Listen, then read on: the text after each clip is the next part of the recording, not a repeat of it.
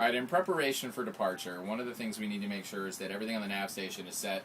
All the right switches are turned on, and a lot of the switches are in the off position. So what we want to do is go through the nav station panel so that you know exactly what should be on and what should be off when you're preparing to depart the dock. First thing I want to point out to you, if I can, is this square right here is all of our shore power switches. This area strictly relates to our shore power.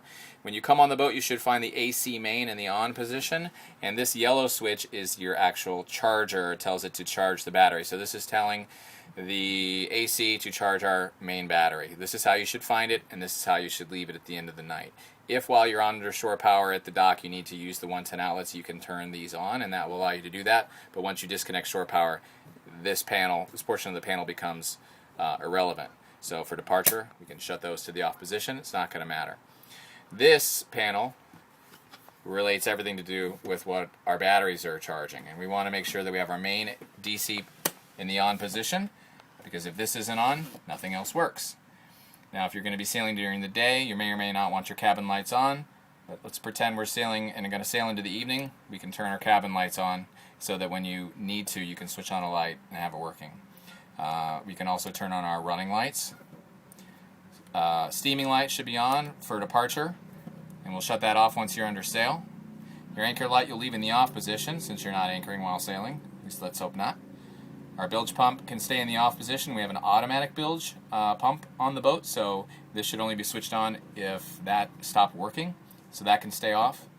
Our water pressure can be on or off. If you feel as though you may need to run some water while under sail, that can be on or off, but generally, until you need it, I wouldn't bother switching it on.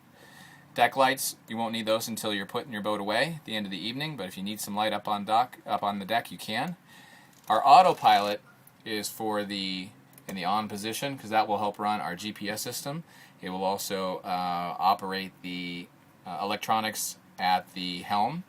Our radio is not working because it's actually not a radio attached, so we leave this in the off position. What we want to have on is our VHF, which actually runs our VHF radio on the boat, which should be on prior to departure and set to channel 16.